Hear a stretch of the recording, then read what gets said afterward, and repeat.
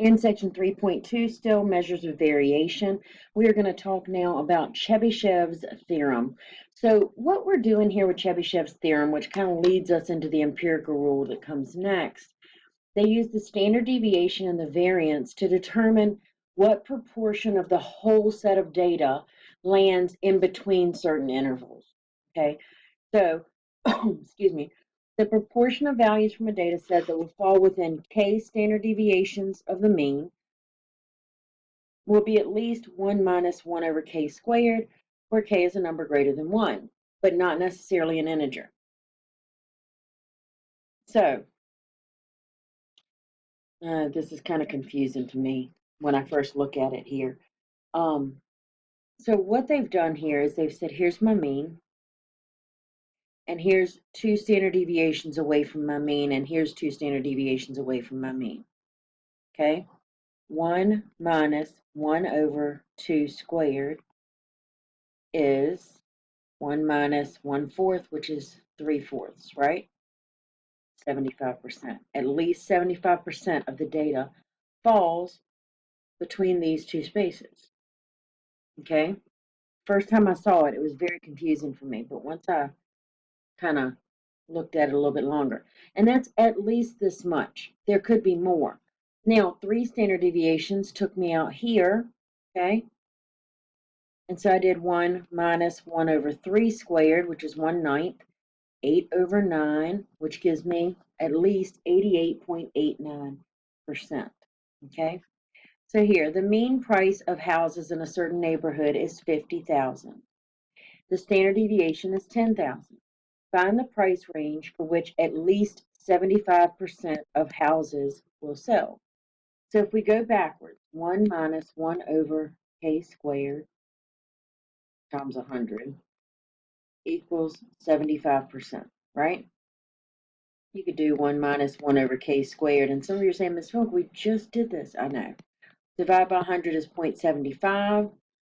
Subtract 1 is negative 0.25. Divide by negative 1 over k squared is 0.25. 1 equals 0.25 k squared. This is a long drawn out process, I know. Divide by 0.25, divide by 0.25. So k squared equals 1 divided by 1/4 is 4. K equals plus or minus 2, because you have to take the square root of 4. So that's how many standard deviations I am away. So 50,000 is my mean. If I go 2 standard deviations on each side, subtract 10,000, so this is 40,000, 30,000. This is 60,000 because I add to the right, and this is 70,000. So the range would be from 30,000 to 70,000. And we just used Chebyshev's theorem kind of in reverse that time. Next, a survey of local companies found that the mean amount of travel allowance for couriers was 25 cents per mile. Standard deviation was 0.02. Using Chebyshev's theorem, find the minimum percentage of the data values that will fall between 20 cents and 30 cents. Well, here we are, 0.25. That's my mean, right? 0.2 is my standard deviation. So that's 0.27, 0.29, 0.31, 0.33. We went backwards the other way. 0.23, 0.21, 0.19.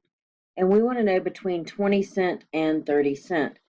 So you got to kind of use the brain here. 20 cent would be right here, and 30 cent would be right here, halfway between these two that we have. So this is 1, 2.5 standard deviations on both sides. So 1 minus 1 over 2.5 squared. One more time, where did we get 2.5? Because I know some of you are asking. Here's my mean. This is 1 standard deviation away. This is 2 standard deviations away. And then we cut the next one in half. So this is a half. So that's where 2.5 came from. It does the same if you go to the left. So we have 1 minus 1 over, what is that, 6.25? Is that right?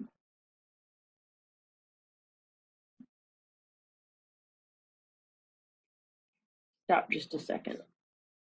Sorry, I just had to double check something because the book looked at it a little differently than I did to start with, but I'll show you theirs in a minute. 1 minus 1 over 6.25, which ends up being approximately 0.84 or 84% of the data would fall between 20 and 30 cents.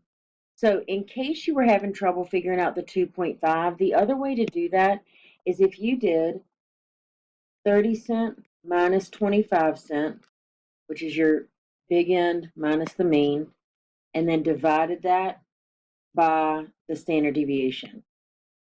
That'll give you your K. Okay? So that's just another way to do it. I did it just by counting it because that made it make sense to me.